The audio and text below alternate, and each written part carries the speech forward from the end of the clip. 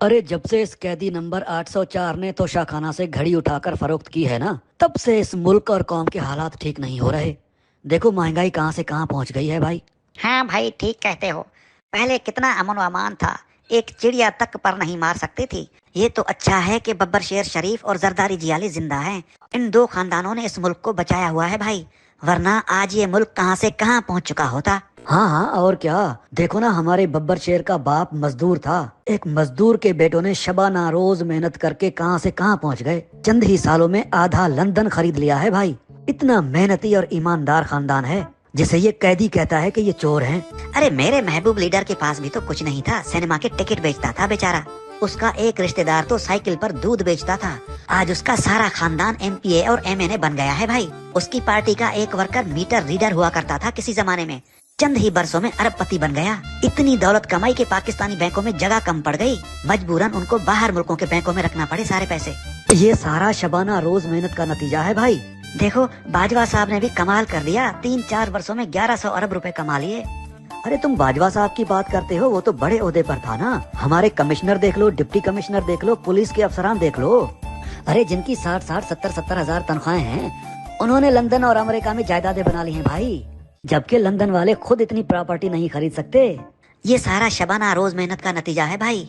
अरे याद आया, गिलानी साहब की बीवी ने भी तो हीरों का हार उठा लिया था ना तोशाखाना से, जो पाकिस्तान के सैलाब जदगान को दिया था तुर्की की खातून अव्वल ने। अरे भाई, अब सैलाब जदगान सोने या हीरे के हार का क्या करते।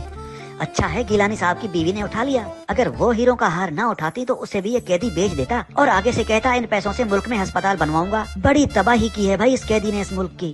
अरे हमारे ईमानदार मजहबी और मोहब्बे वतन लीडरों ने सारा मुल्क बेचकर भी लंदन, दुबई और अमेरिका में प्रॉपर्टीज खरीदी हैं, जजीरे बनाए हैं, सारा कारोबार बाहर सेट किया है, लेकिन मुल्क का एक रुपया तक जाया नहीं किया। ऐसे होते हैं लीडर, और इसे कहते हैं सियासत। हाँ भाई, क्यों नहीं। अपने औलाद के लिए शबाना रोज मेहनत करके पता नहीं कहाँ कहाँ से कर्जे लेकर भीख मांग कर अपने आने वाली नस्लों के लिए बाहर मुल्कों में पैसा जमा कर रहे हैं भाई।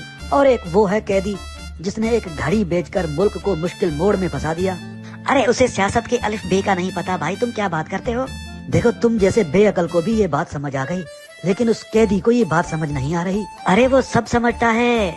अरे क्या खाक समझता है, कहता है ये सारा कर्जा और भीख में लाया गया सारा पैसा इस मुल्क और गरीब आवाम का है। कर लो बात, आज लाखों पाकिस्तानी अगर पूरी दुनिया में शबाना रोज भीख मांग रहे हैं, तो क्या वो सारा पैसा आवाम का हो गया? बिल्कुल नहीं। और तो और कहता है मैं मुल्क में यूनिवर्सिटीज बनाऊंगा। कर लो बात। अरे तुम यूनिवर्सिटीज की बात कर रहे हो, वो कैंसर अस्पताल बनवा रहा था। कहता था अमीर और गरीब का एक ही अस्पताल में इलाज होगा। अरे हमेशा पागलों वाली बातें करता था।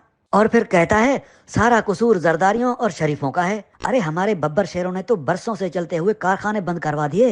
अरे अच्छा हुआ ना, मुल्क पर बोझ थे ना। देखो कॉलेज, स्कूल, यूनिवर्सिटी तक बंद करवा दी हमारे महबूब लीडरान ने। कितना पैसा बचा लिया इस मुल्क और कौम का, और इस सारे बजट से अपने लिए दुनिया की महंगी तरीन गाड़ियां खरीद ली। ऐसी गाड़ियां कि जिनका एक एक टायर 4-4 करोड़ का है। अब ये तरक्की नहीं तो क्या है।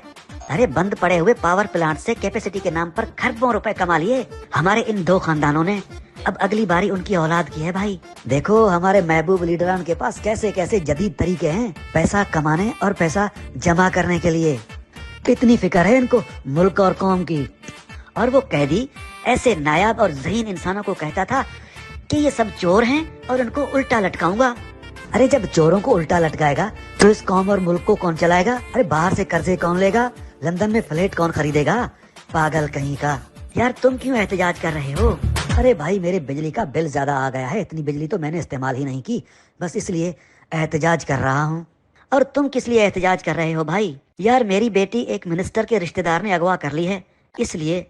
बस भाई, अगर इमरान खान ने ये घड़ी ना बेची होती ना, तो आज हमारा बिजली का बिल भी ज्यादा ना आता और किसी की बेटियां और बच्चे भी अगवा ना होते।